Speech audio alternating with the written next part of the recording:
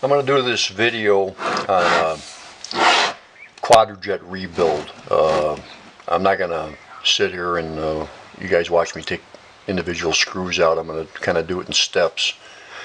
But I wanted just to show people how these carburetors come apart and things that'll help you from bending up all the linkages and so on and so on. This Quadrajet happens to be a Carter-built Quadrajet, and over on the side, you know, it'll tell you manufactured by Carter, and then over here is their designation numbers. Now this is kind of a strange carburetor. I've never run across this particular number because it's a 4850S Carter with an E7 build date, which is E is the 5th month, so I guess that would be May of 67.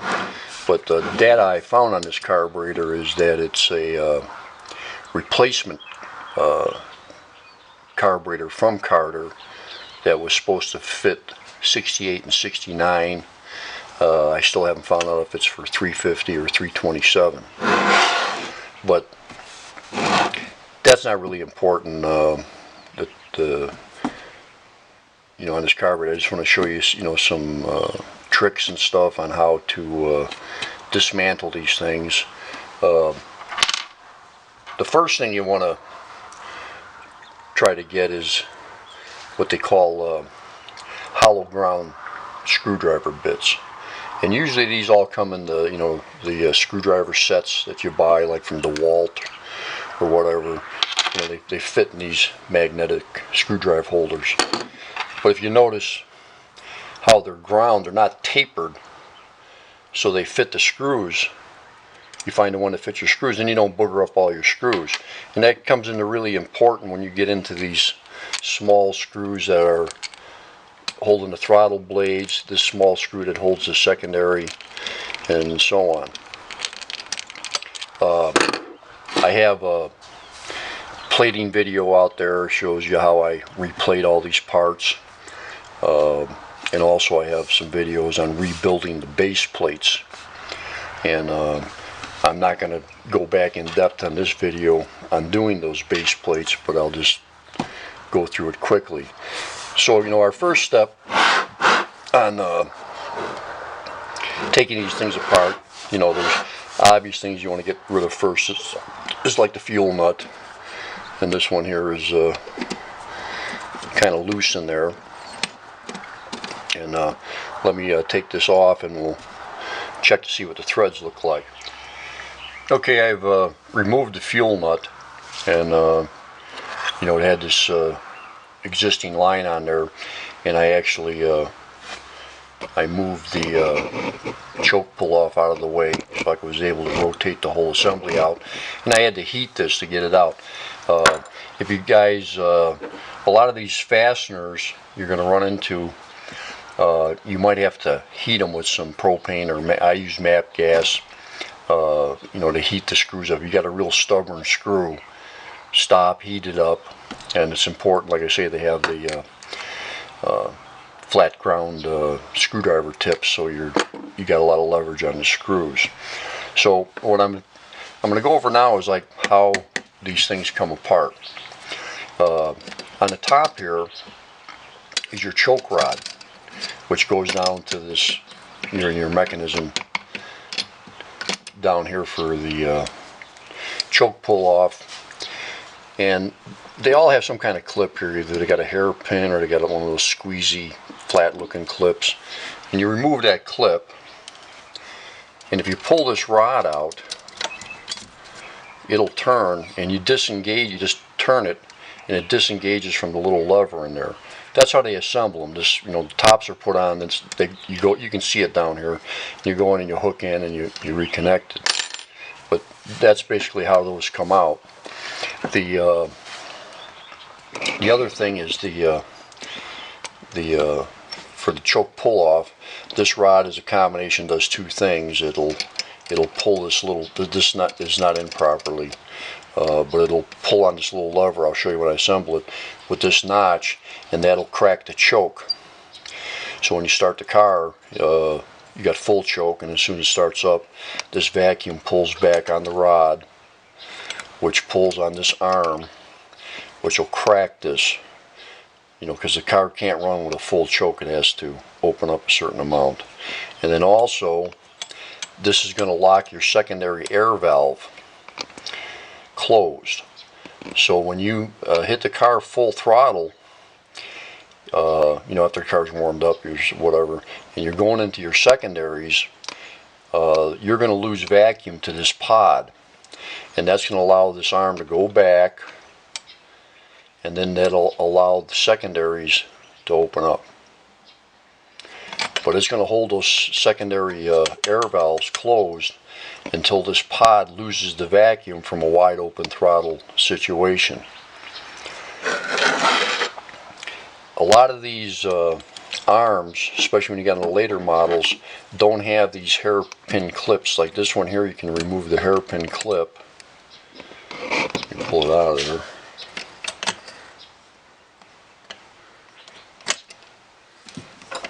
You see this choke pull off is all busted up. Somebody smashed it out of there, and you can actually, you know, pull this rod out of here and then disengage it from the secondary air valve. A lot of later ones you get into, especially like 1970 and stuff, 71s, they don't have this little hairpin deal, and they lock into the choke mechanism different. So when you remove the air horn, you're actually going to tilt this top of the carburetor sideways so you can get this linkage out, because it's going to be trapped in the mechanism here. So you know, you just tilt it out and pull it out of there. And that's the same way when you go to assemble it. You know, you're either going to lock it into here, and you know, the easiest way is to lock it into your choke and then tilt the air horn sideways and slide it in, and then drop the air horn on. So you know, you don't want to get involved in like bending this stuff up and boogering it all up. And another problem you run into on the later ones is the accelerator pump rod.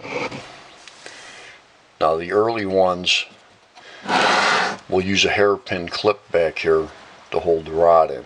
So they're basically easy. You pull the pin, the hairpin clip out, and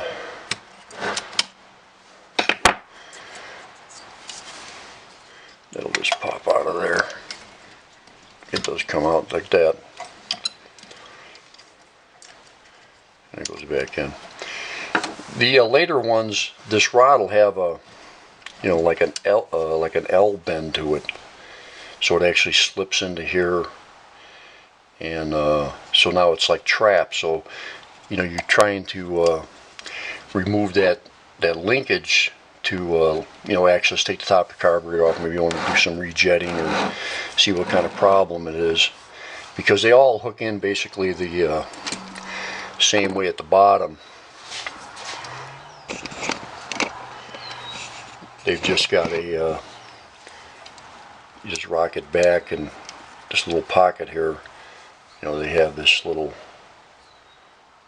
notchy tang that corresponds to a notch in the throttle down here, and you would just hook it in and then go back up and connect it. So like I say, on the later model ones where this is trapped, the way you would remove it is this roll pin that's in your arm here. You take your punch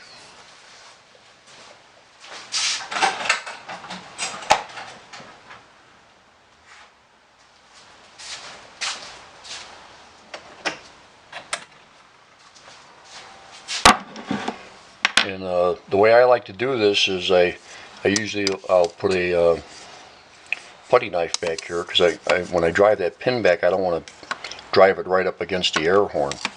I'm just going to drive it back to that. That gives me some room to pry the roll pin back in.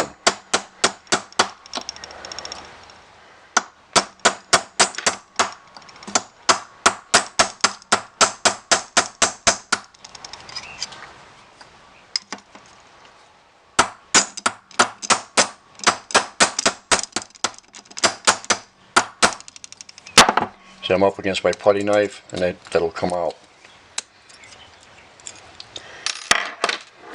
So when you're working with the captured, I'm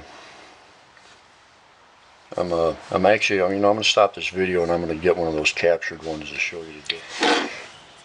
Okay, here's a captured, what I call a captured accelerator pump rod. See how it's got that L bend at the top? So when it's installed, it looks like that. And the bottom still has that same indexing tang in the bottom. So when this is all put together, it's like, how am I going to get the top of this thing off? And I've seen some guys who are down here bending this tab, and it's like all kinds of stuff that screws up the carb. So if you drive the pin, like I showed you, just against a flat putty knife. I'm going to take this old one out. So this is the captured one.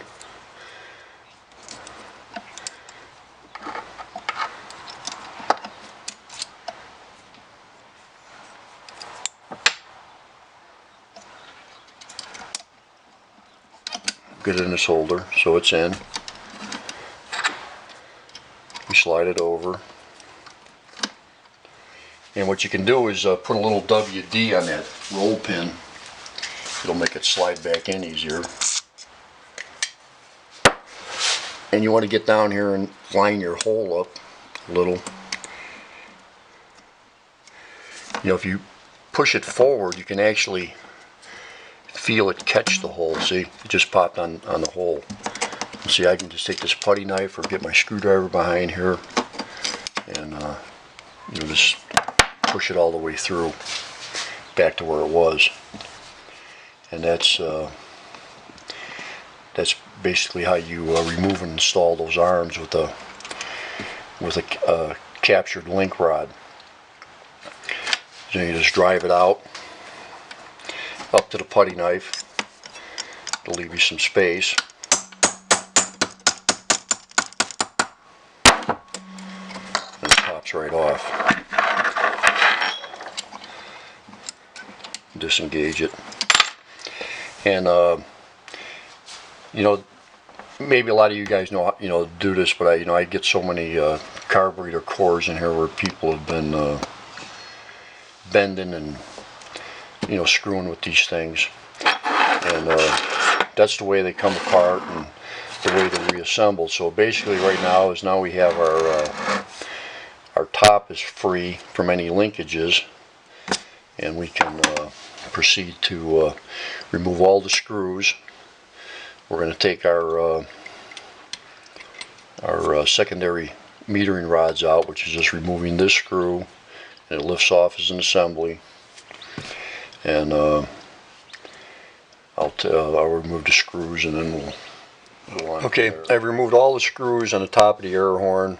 There's a couple down inside here. You have to make sure you get out. There's two in the back over here, and the other ones are pretty obvious. Once you've removed all these screws, we'll be able to lift the top off.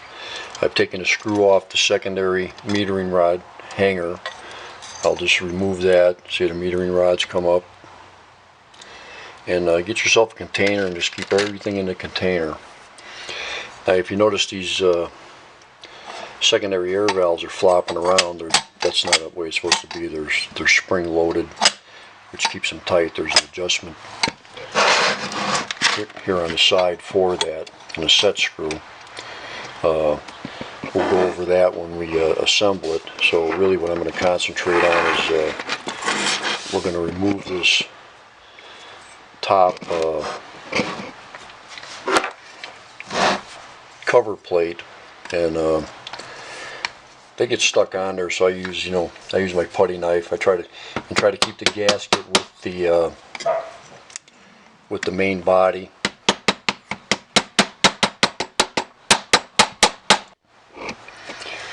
So I ran my putty knife. I get it under. I want to make sure the gasket stays on the body. I'll show you why when I get this top off. So it's pretty free. We've removed the lid, and the gasket is still in place. And like I say, the reason why you want this to keep the gasket on the body is because the primary metering rods, the gasket actually runs underneath there. If you take the gasket and you pry all this mess, and especially this one here, the primary metering rod is frozen in there. It's rusted in. It's supposed to be spring loaded, move up and down. So if you're trying to pull this gasket where it's stuck to the top, you could damage these rods trying to get it loose.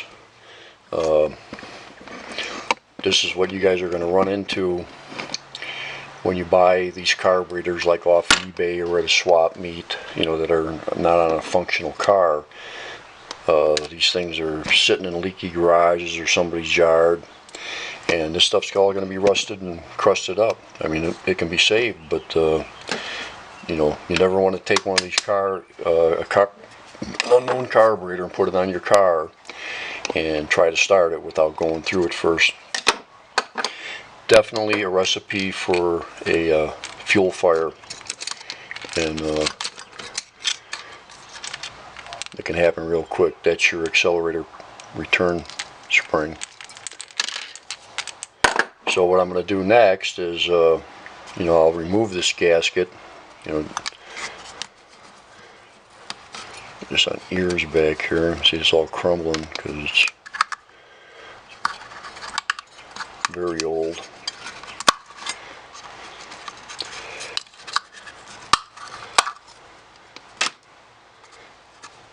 You want to hang on to those gaskets to compare it to the one that comes in the kit. This thing is like really petrified on there. But if you can see, there's like a little flap here. You see me move. You can see it moving on the cardboard, and that actually goes down so this gasket can slide over the top of it. The new one, this is the way you install it too, because you need that to make the seal around your piston. Now this one is popped loose. This is a retainer ring that holds it in. I'll show you how we stake those. These are available new ones. They're like white nylon, and they have a split on them. You'd cut this one off, put the new one on, if this was one that could not be reused. But you can see how crusty that primary metering assembly is. It's hanging up in the bore. The bore has to be, and those are your primary metering rods. Little spring system holds them on. And there's a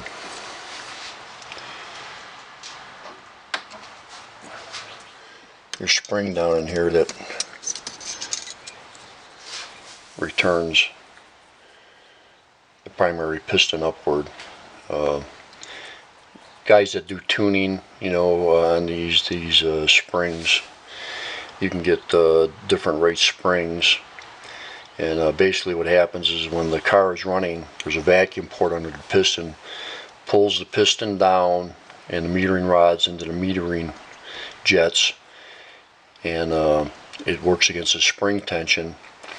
And then when you hit a certain throttle to where the vacuum drops off, the spring will overcome the vacuum and raise the metering rods out of the well, which give more fuel flow to the main jet system. And basically this is kind of like a splash deal, so when the fuel's coming in, you know, it isn't spraying all over the place. It also, a lot of them, most of them all originally will come with a crossbar across the front of these. And what I've found out is sometimes that crossbar, or this thing is sitting lower because it's shrunk up with age, will interfere with the float height and stop the float from sealing. So I'll usually nip those off, that crossbar, if you got the retainer that has them on there. And you just basically remove that. The needle and seat assembly with the float will just come out. Throw that in your bucket. And then basically inside, this is what you're dealing with. You know, this is your needle and seat, or actually the seat assembly. Your main jets here, which we'll remove so we can clean them. This is your secondary jet system. These are non-removable. The secondary rods actually fit down in them, and the rods are what's going to meter how much fuel, you know, flows into those wells and then out the main metering system here.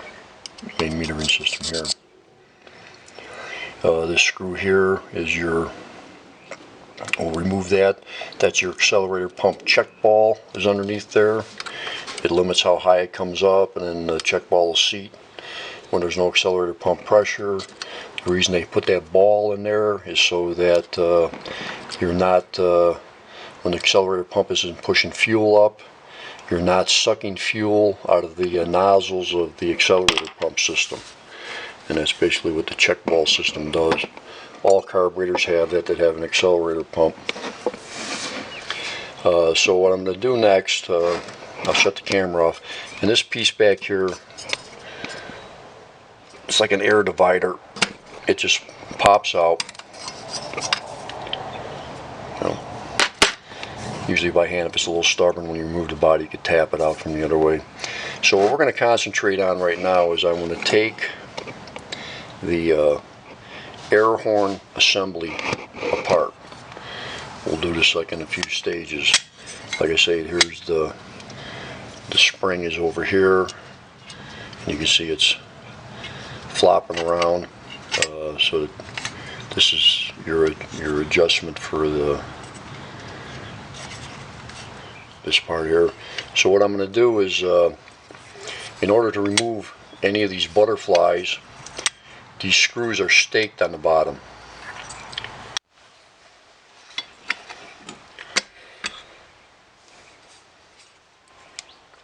Yeah, we're going to grind all the heads or the bottoms of these screws off because they're flared out. And same way on the choke plate. That way we can remove the screws.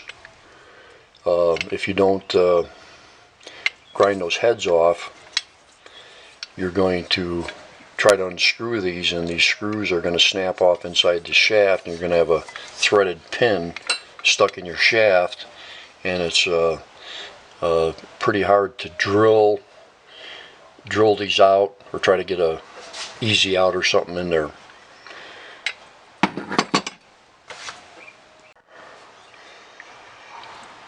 Okay, I've taken the top air horn off assembly, and I've ground down the screws on the back side. You can see we ground them flush. Same way inside the air horn. I don't know if you can see them down in there. You see it's kind of shiny for the choke horn. Ground them down flush, and this is the Dremel tool. It's like an 1/8 inch straight bit. You can use whatever's comfortable for you, a round one. You could use 1/4 inch bits, whatever.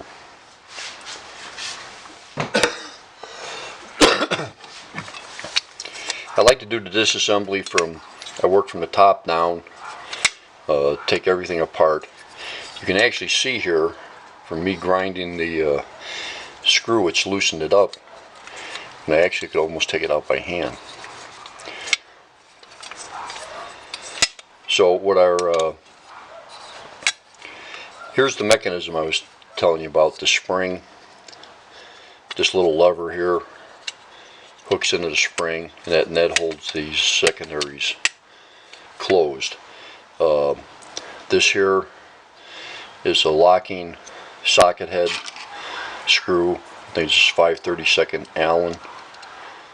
If you loosen that, and sometimes these things get like really tight, I'll loosen them and squirt some WD down there and keep working them back and forth. So this one's just loose. And this is the adjustment screw here, because this locks into the spring. And when you go to adjust them, you're going to turn it clockwise to put spring tension. You can see that spring end moving, and then as soon as it contacts and just closes the plates, then you're going to wind it according to specs. A lot of them are between 3/4, 7/8 of a turn. And then once I've got it locked down, tighten this screw up.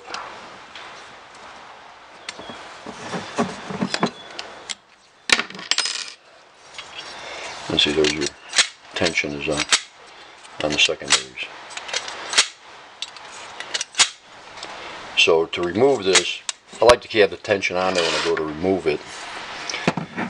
I'll take my I keep the carburetor like all assembled, so I could use it as like a base, you know, to work on, so it's not sitting on my pickup tubes. And what we'll do is, like I say, this is where it's kind of important to have these hollow ground screws, because see how shallow this area is in here for the screw. And you know, let's try to see if I get one that fits a little better here.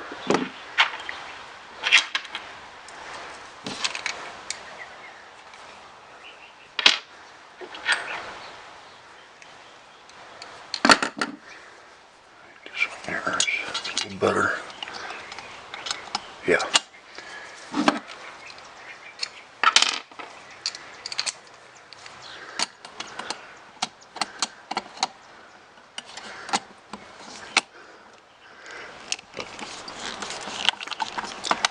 I'm going to work it back and forth a little bit.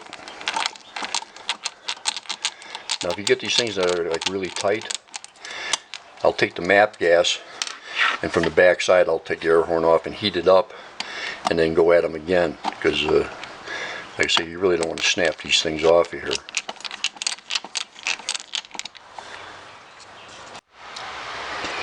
Okay, I've removed the secondary air valves and the choke plate, and after you remove that, the shaft will just slide out of the choke plate.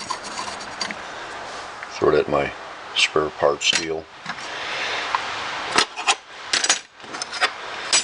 Now what I'll do is remove the air horn,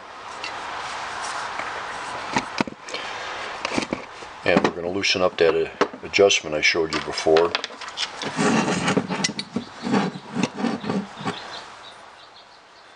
That'll release the spring pressure, and I'll just go ahead and remove this screw completely. You can see it's pretty long.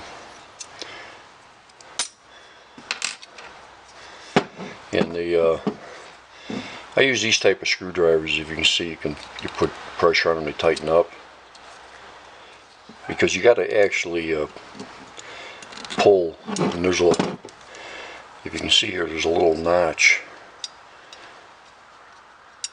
on the shaft arm. See it there? You want to line that up. That gives you clearance to pull this pin out of here.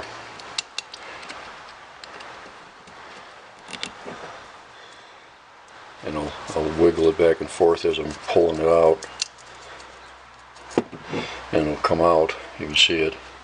You see how it's slotted on both ends. It'll work either way, but that slot is what indexes the spring. So what we'll do now is just pull our spring out of there. You see it just lays in there. And it's good if you got a digital camera to take pictures of all this stuff before you disassemble it. That's what the spring looks like. See a little tang in there that indexes with that slot, and that's how you wind the tension on it. So basically right now the shaft is ready to come out. It's free. It has a little sleeve that is actually the rotation sleeve. That's the part that is kind of tapped in and stays permanent, and then it allows the shaft like a pivot point, bearing or whatever. And all you need to do to remove the shaft is just get something under here and you can just pop it out of there. You got to line this little pin that comes out of the shaft that engages the spring. You got to line it up with the hole.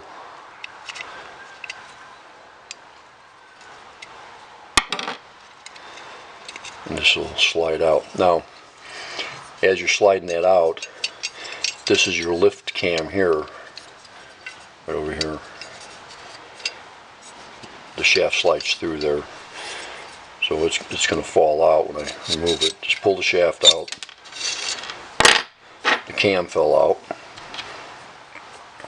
It's right there. You can see how it's indexed for the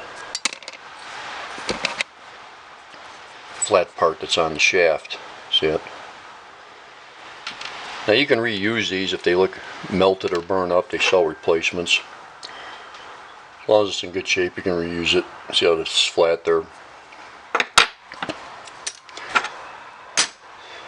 Just keep throwing everything in the bucket.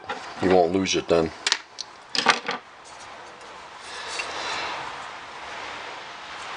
Now the next step, what I do is this probably isn't necessary, but you know, when I plate these parts, this is a different color than the body, so it's just a zinc color, so I'm going to reproduce that. And it's just got a roll pin that's in here, and I put it back on my carburetor.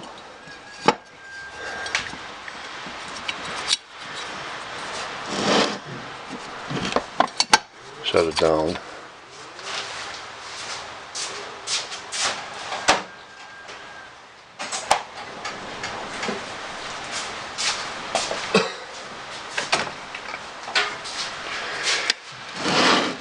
And I just take my punch from this side, line it up with the hole, and I tap that roll pin out.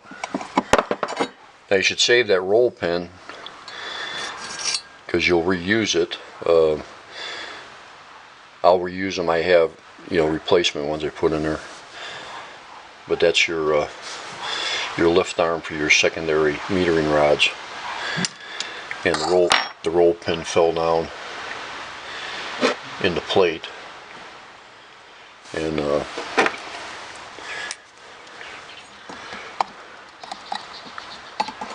we fish it out of here. There you go. There's your roll pin. Save that. So now we basically got the whole air horn assembly taken apart. And like I say, it's a progression. I leave all the body and the base plate together on my little stand. And you know, I've made these stands, but you could just get some like 3-inch 5/16 bolts, and with a couple nuts, use the nuts as the stop on the bottom, and use 2 of them. You can lock them so they won't move, and just set your carburetor on, or you can put the nut on the through the back. That'll keep them in place. At least you got 2 of them that ain't gonna fall off. It'll stabilize it.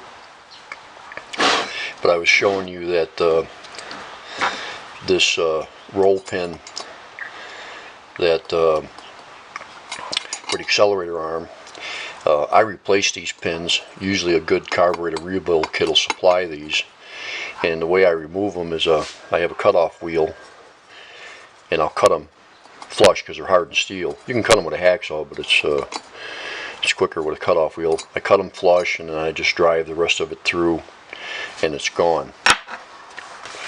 So the next step we'll move on to the body. Okay, just remove the air horn and we're going to start dismantling some of this stuff in the body before we separate the body from the base plate. Like I say, we're going to remove the needle seat assembly. We're going to remove the primary jets, and we're going to remove this screw that is where the check ball is.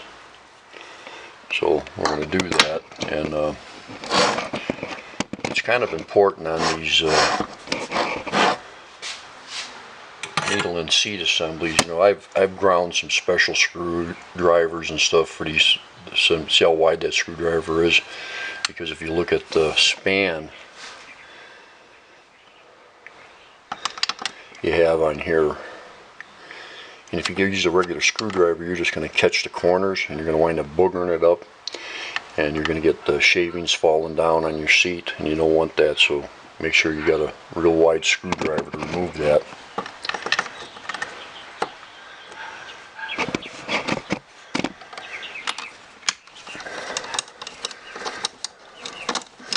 That just pops out of there.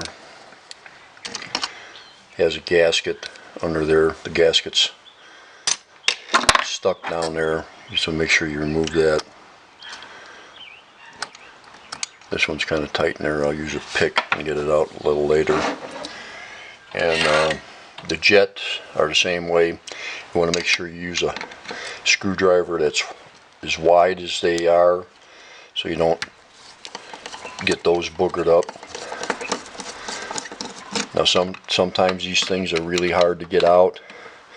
You can use two methods. You can take your MAP gas and get down there and heat them a little bit, or you can just take a screwdriver, you know, with the hammer as you put tension on the screw, and just put some tension on it and just give it a tap, and that'll shock them and they'll pop right loose. Here we're removing the check ball screw.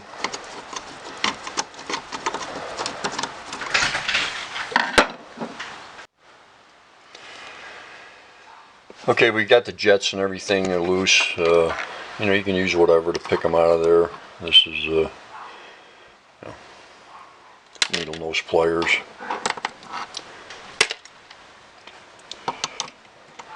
And you notice this is a special type screw. It's got a long shaft on it that limits how high the check ball can come off its seat. Probably can't see it. Yeah, you can see the check ball down there. See it? So it's not on its seat. Now you want to make sure, like I say, you know, when we pull that power piston out, that you get down in there and get your lift spring out of there, and get your check ball out. They'll give you a new check ball with the rebuild kit, but it's good to keep them and compare it to the one that's in the rebuild kit. Just hold your hand over and two things will come out.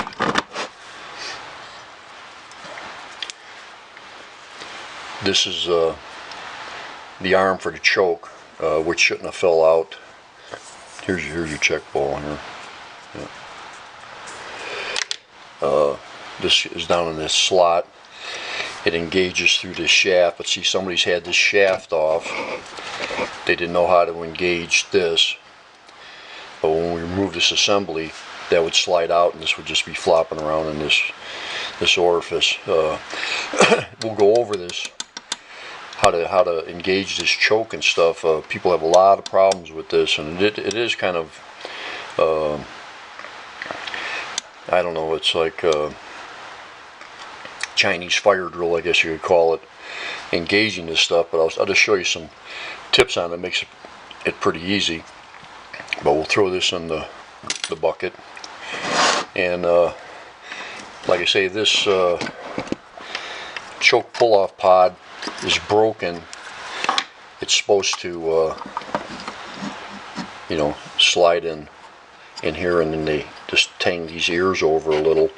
We'll have to straighten these ears out a bit so when we put the new one in, but we'll do that after we dismantle it. I'll put it in the vise and we'll tap these things straight, and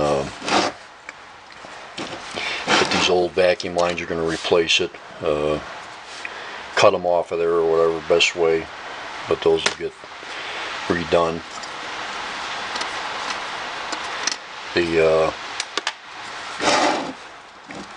This is your choke assembly. Has one screw that holds the whole thing in. We'll remove that. It's a little bit tight because the guy has this in wrong right now. Somebody's been in here messing around and doesn't know what they're doing. And like I say, use your camera and take pictures of all this stuff before you take it apart. You always think, oh, I'm going to remember. Well, you're not. You're going to forget. Quadrajets linkages and stuff are, I guess, pretty simple to me. Probably I've just done so many of them. But I'll get into some of these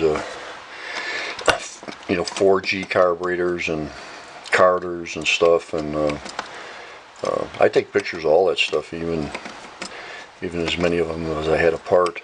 And when I go back to reassemble, I just pull the pictures up on my laptop, and it's not a problem. You don't take the pictures, it becomes a problem, And you're hunting around on the internet to see if you can see a picture of somebody else's carb and hope they put it together right.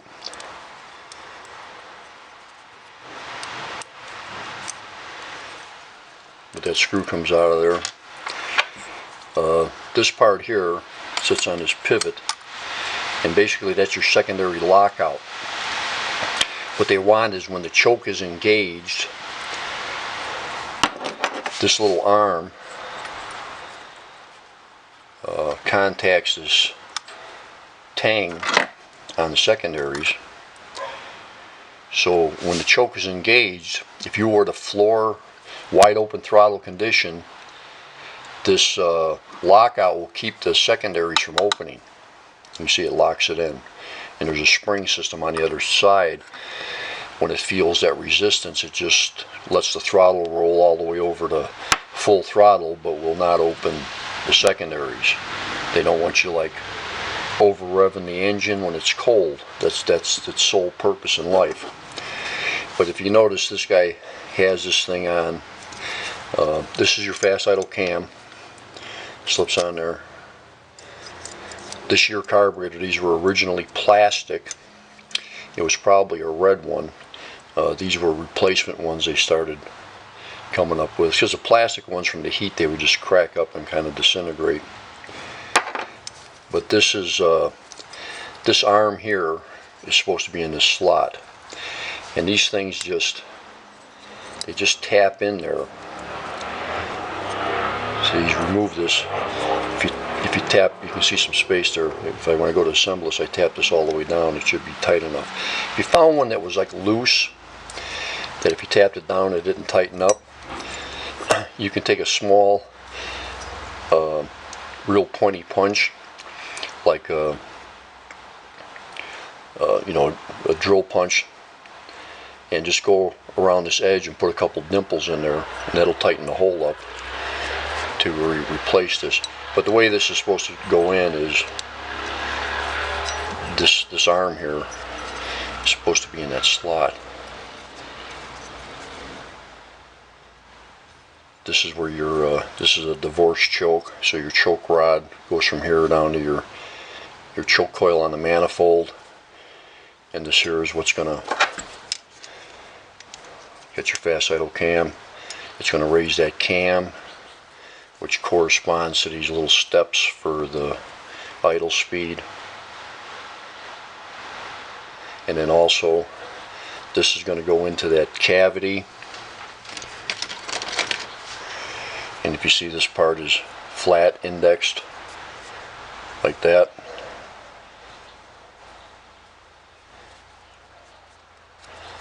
She goes this way, and then your choke rod.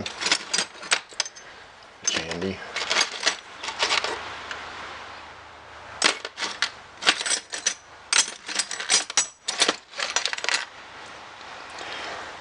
Your choke rod engages that, and see that's going to lift the rod up. That's moving. Pulls down to close it, pushes up to open it. And that's where that divorced coil spring hooks into here. And when it's cold, it's going to contract, pull it down, which in turn pulls this arm here down with your rod and closes the choke.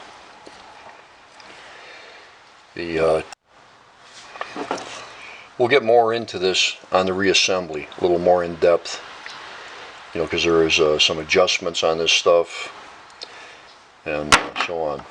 But like I said, we'll remove the lockout mechanism, keep everything in our bucket, and then we're basically ready to separate the body from the base plate. You know, we just double check, make sure we've taken everything off and stuff. We'll go ahead right now and remove the idle screw over here.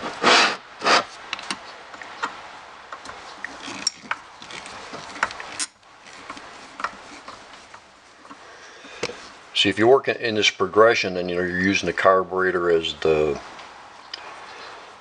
kind of as a stand to dismantle stuff, because the air horns have got the pickup tube sticking out the bottom of them, and if you've got it laying on the pickup tubes and you're putting any pressure on your air valve screws trying to remove them, you can wind up bending the tubes, and then you got a mess going. So we'll idle screw gone in the bucket.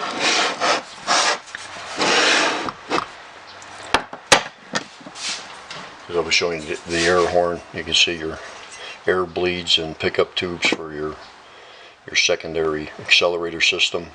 And you don't want this stuff sitting like this and you're putting pressure on these screws, you'll bend these and then you'll have problems. So our next step is to remove the carburetor from our stand, and we'll turn it upside down. You'll see some of these carburetors will have 3 screws, some of them got 2, it all depends. But they're Phillips heads. You want to make sure you put the Phillips heads back where they came from, and we'll just pull those loose.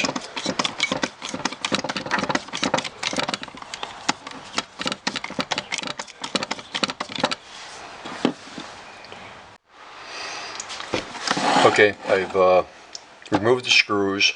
I went around this base with my putty knife and broke the seal on the gasket all the way around. And we'll just, the gasket will hang on to these little tips.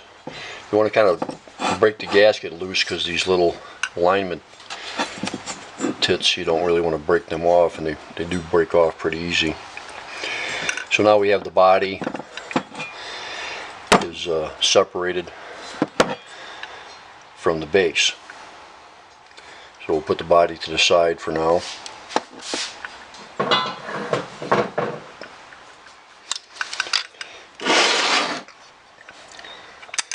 We'll put our base back on our stand.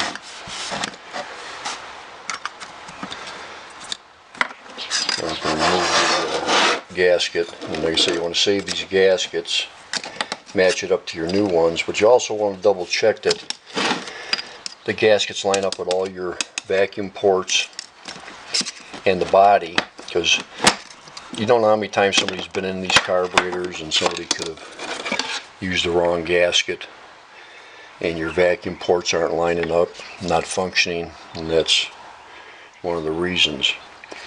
So save your gaskets, but also double check.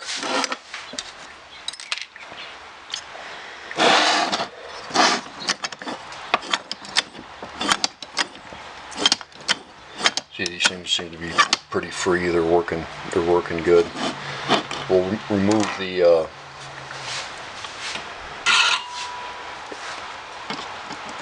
air fuel idle mixture screws.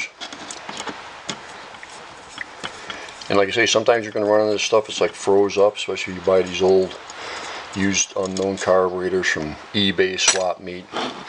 And these are the same way. You can heat this area with MAP gas and keep working the screw until they come out. Just try to keep the heat off of the spring because it'll make it lose the tension. You know, this one's come apart very easily, which is maybe half of them you do will come apart. This this area over here is for your fast idle, which that arm I showed you here, that will engage these different steps as it's going up, and that'll push the throttle blades open. This screw down here is what's going to adjust how far open the throttle blades go, and this spring here just keeps tension on this follower so it stays against that fast idle cam part. See this one here, it's supposed to be, there we go, locked around there. This little tang here, this is for your unloader. You know, if you were to try to start the car, choke's closed, wouldn't start for some reason, well, now you're starting to flood the vehicle. I'll show you how these adjustments are made on this, but what would happen is if you would put the car all the way to the floor, see this arm's going to pick that up, move it forward, see it? I'm at full throttle, and what that's going to do is correspond to this little flat spot on the cam, which is going to push this open to open the choke.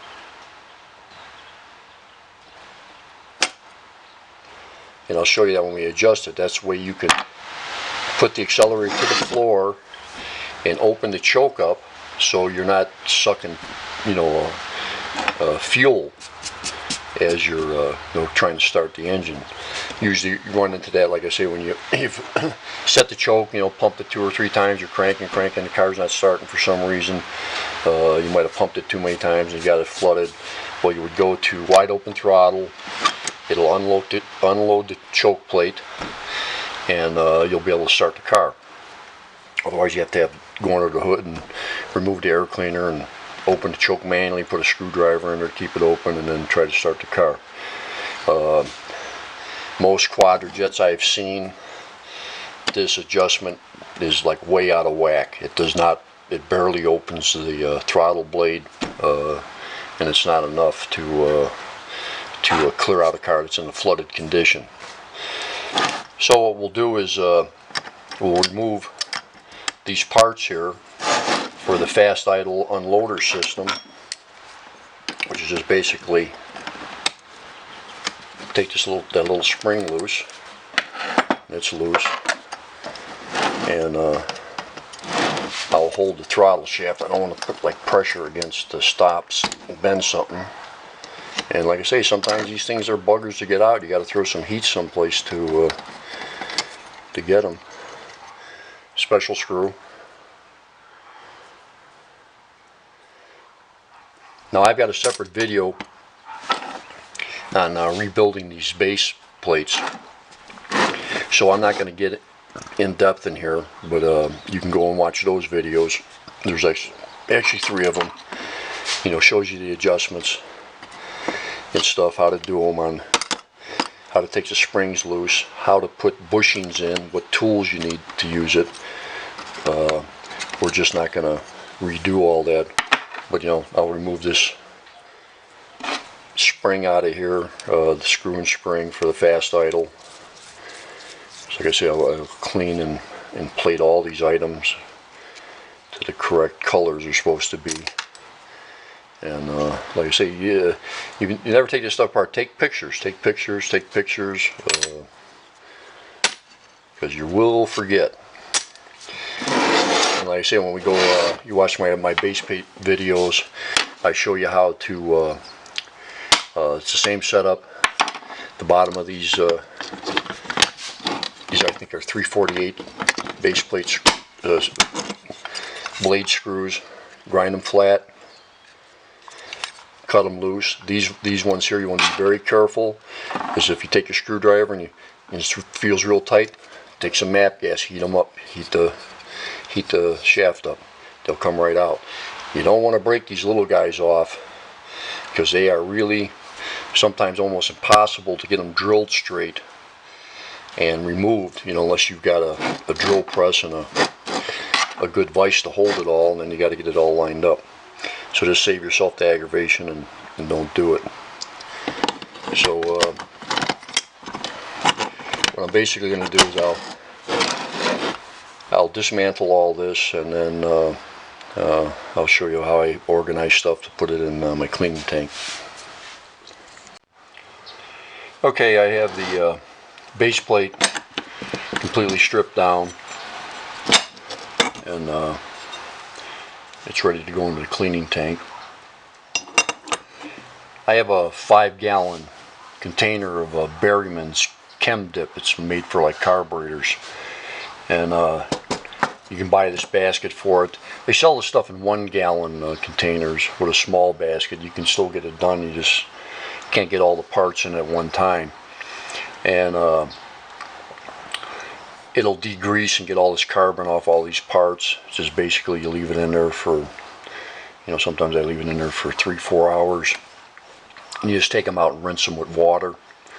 And if you got some stubborn spots, you can, take a toothbrush or whatever and scrub on them and dip it back in for another hour or whatever and rinse it. And it really does a good job of cleaning. So I got all the metal parts. You just want to keep any plastic parts out of that chemical, because it's pretty caustic. I put my base plate in.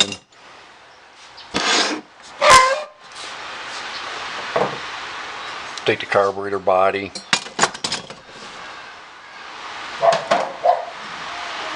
And I'll take the air horn and put it in.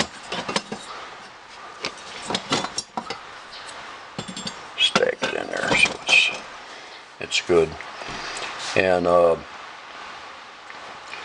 reason, because I glass bead blast all these parts, because I replate them, and plus you can get in all the orifice fittings and stuff and clean them out. And the glass bead I use is about 160 mesh. It's almost kind of like baking soda in consistency. And the reason why I have to clean all these parts really good is if you get any of this grease and stuff on your sandblast media, it's going to leave grease residue on your parts. So if you are plating them, you're going to have plating. It's not going to stick because the part isn't really clean. So basically, I got the bucket. You can always wear like safety glasses when you're messing around with this stuff. It splashes, getting into your eyes, but that's my 5-gallon can. Berryman's Chem Dip. You can get this stuff through O'Reilly's. Sometimes they got to order it from their warehouse. Sometimes they have it in stock.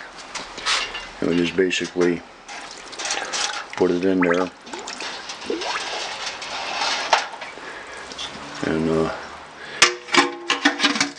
keep the lid on it, because it will evaporate. And